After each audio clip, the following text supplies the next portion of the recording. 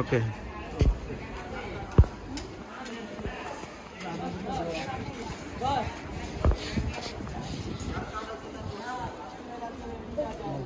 সে ভালো তো স্ট্যান্ডে লাগাল ভাই কই আসছেন?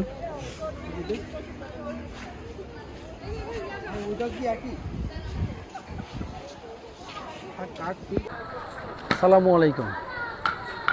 ঢাকা শহর ঐতিহ্যের শহর, ঢাকা শহর প্রাচীন ঐতিহ্যের অধিকার। তাই আজ আমরা আসছি আরেকটা ঐতিহ্যের নমুনা দেখতে। আজ আসছি ঢাকা শহরের টিকাতলিতে KM দাস লেনে। KM দাস লেনে তৎকালীন নব্য জমিদার ঋষিকেশ দাস বলধার জমিদারের উপর কিছুটা বিরক্ত হয়ে তৎকালীন প্রায় 1930 সালের সম্ভবত গোড়ার দিকে একটা জমিদার বাড়ি গড়ে তোলেন। সেই জমিদার বাড়িটা আজ আমরা দেখতে আসছি। জমিদার বাড়ির নামটা কি একটু আপনারা তো একটু আগেই দেখছেন।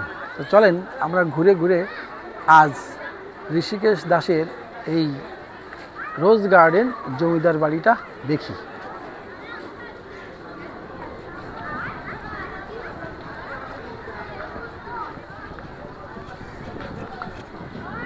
ভিডিওর শুরুতেই আমরা যদি দেখি, এপাশে একটা দেখো, এটা হলো বাংলাদেশ জাতীয় জাদুঘরের একটি শাখা, ঢাকা জাদুঘর। তো ঢাকা জাদুঘরের অংশটা আমরা আগে একটু দেখে আসি, আসেন।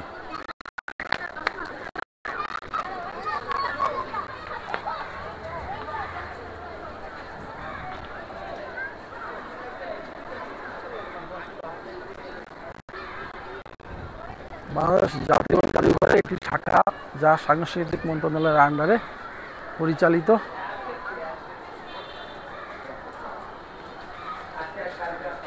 কেটে দে। আমরা রোজ গার্ডেনে প্রবেশ করার পরে এই ডান পাশে একটা জাদুঘর দেখি, ঢাকা জাদুঘর।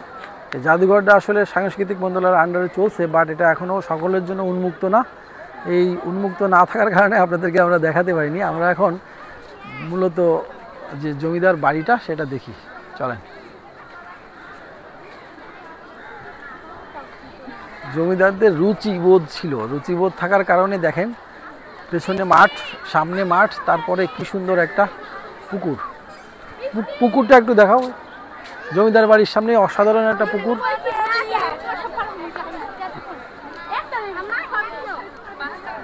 এত মানুষ শুক্রবারে আসলে সবাই ঘুরতে চায়, বলেই সবাই দেখতে আসছে রোজ গার্ডেন।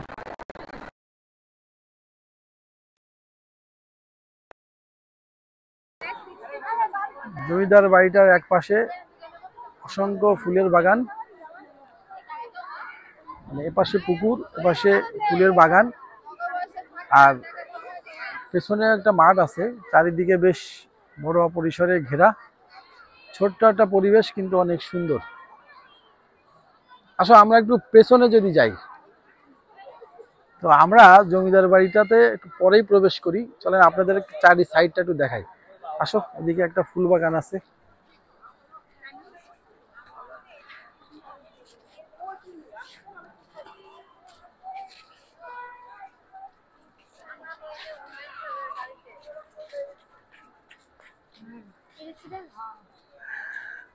এখানে রাজকীয় স্টাইলে সুন্দর সুন্দর সোফা বেডশিট চেয়ার, পিছনে জমিদার বাড়ির ফুলের বাগান। চলেন আমরা একটু বাগান ঘুরে আসি। আরমান, একটু গোলাপ বাগানটা দেখাও। যদিও বাড়িটা যখন করা হয় তখন ছিল কিনা জানি না, কিন্তু এটা বেশ কয়েক বছর আগে থেকে সরকার হস্তগত করে, মানে সরকার এটা দেখভালের দায়িত্ব নেয়।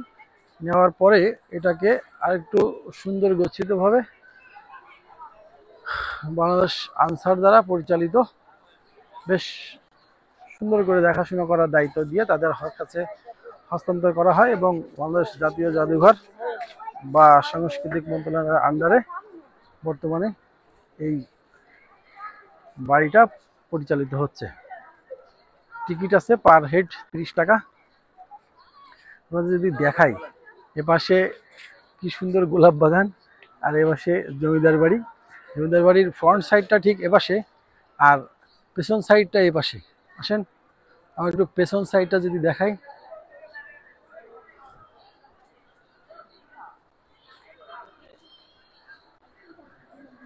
অসাধারণ সুন্দর।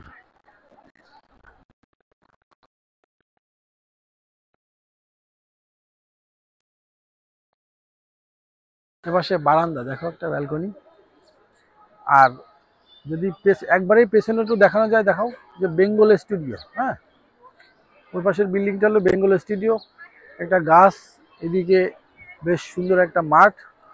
আর এই দেয়ালটা একটু দেখাও, দেয়ালের ও পাশে বাংলাদেশ রেলওয়ের রেল রোড, যেটা পদ্মা সেতু হয়ে যশোর বা দক্ষিণবঙ্গে প্রবেশ করেছে। আর ওই যে লাল বিল্ডিংটা দেখাও, এটা হলো মানে বিভিন্ন মানুষের প্রদর্শনীর জন্য উন্মুক্ত করা হয়নি এখনো, আস্তে আস্তে করা হবে। তো আমরা যদি এখন দেখি, আবার আমি এখন একটু বসি জমিদার বাড়ির আঙিনার সামনে, সুন্দর করে জমিদার বাড়িটা দেখাও।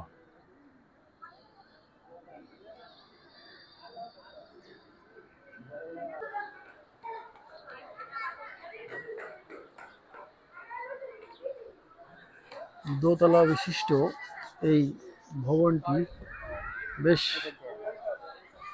অনেকগুলো প্রকোষ্ঠ বিশিষ্ট। আমরা এখন ভবনের ঠিক পেছন পাশে আছি।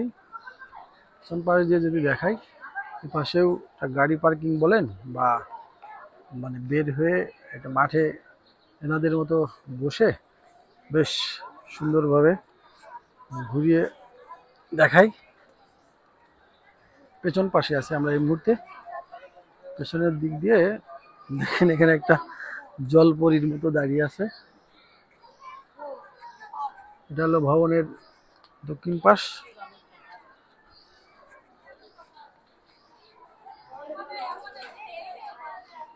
উপরে একটা, নিচে একটা, আর ঠিক এভাবে মোট 6 কক্ষ বিশিষ্ট মতো আর কি।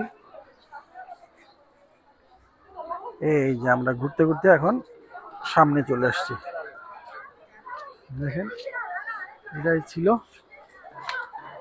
সামনের অংশ।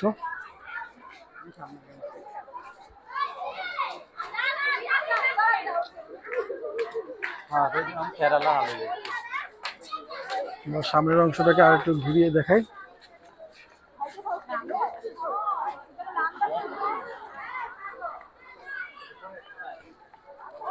এখানে দেখতে পাচ্ছেন নিচে একটা কক্ষ, উপরে সেম আরেকটা কক্ষ, ঠিক একইভাবে এদিকেও একটা দরজা। এমন ভাবে প্রায় 2 4 6, 2 4 6, 6 6 12, আর দুই পাশে একটু বড় জায়গা। উপর এবং নিচ মিলে 6 6 12টা কক্ষ বিশিষ্ট মতো। আমরা এখন আস্তে আস্তে ভেতরে যাই, ভেতরে গিয়ে দেখি কেমন দেখা।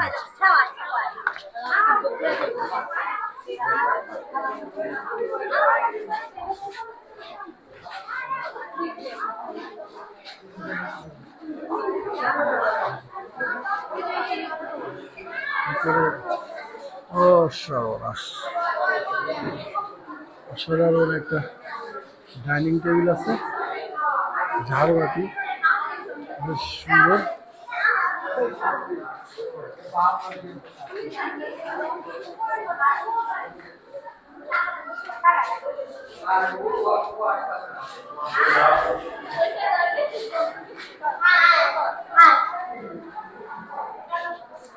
একটা খাটও আছে আর কি।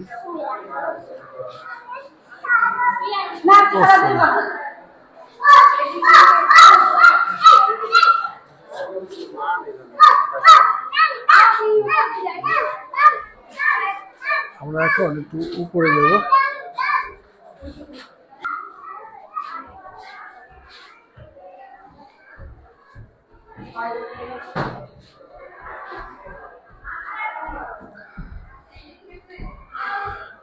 কক্ষ বিশিষ্ট আর কি সব।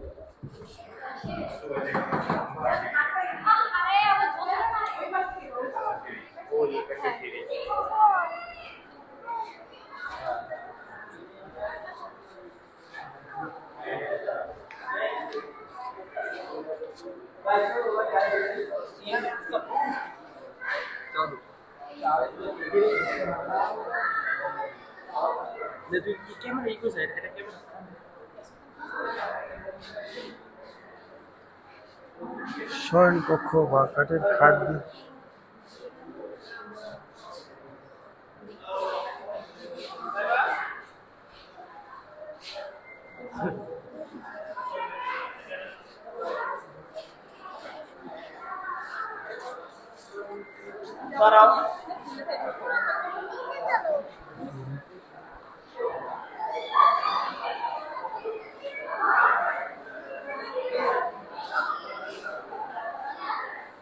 পাশে একটা বারান্দা আছে।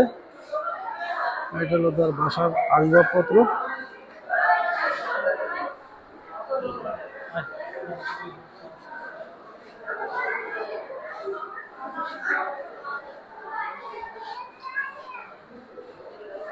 মূল বাড়িটার ডিজাইন।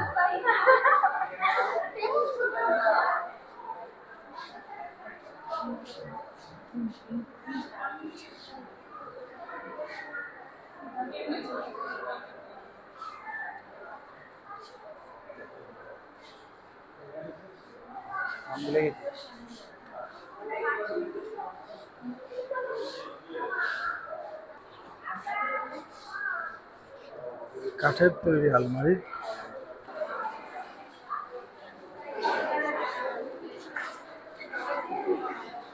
তাদের ব্যবহার্য তৈরি চেয়ার, টেবিল, বসার সোফা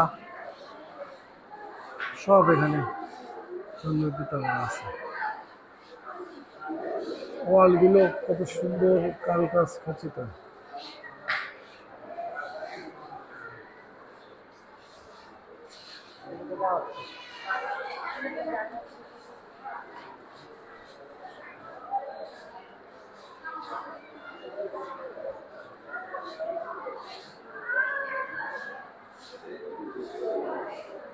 যদি এখন বাইরের অংশটা দেখি,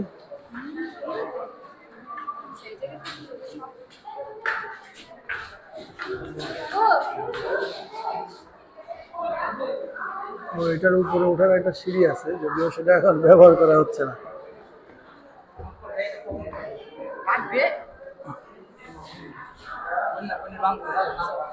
দেখেন এই সম্পূর্ণ সিঁড়িটাই কিন্তু কাঠের তৈরি।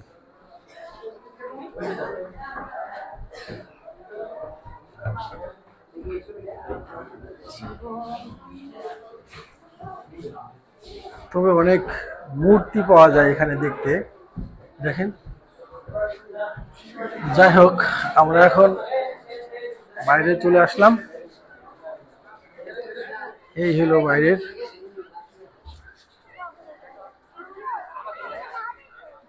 আমরা সম্পূর্ণ 2 তলা বিশিষ্ট বাড়িটা দেখে বাইরে বের হলাম। আর এই হলো সম্পূর্ণ ভবনটা। আর ভবনের ঠিক সামনেই যদি আমরা দেখি একটা পুকুর, একটা ফোয়ারা ছিল, যদিও এটা এখন ব্যবহার হচ্ছে না। আর ঋষিকেশ দাস নব্য জমিদার সাহেব বাড়ির সামনে ঠিক এমন সুন্দর একটা পুকুর ঘাট এবং পুকুর ছিল, ওই যে আছে। অসাধারণ। ঠিক আমরা যদি দেখি পুকুরটা বেশ সুন্দর, যদিও কেউ গোসল করছে না। পুকুর ঘাট থেকে পুরা জমিদার বাড়ির ভিউটা দেখায়। তো কেমন দেখলেন কমেন্টসে জানাবেন। ঋষিকেশ দাস এর রোজ গার্ডেন ভবন থেকে আজকের মতো বিদায়। আল্লাহ হাফেজ।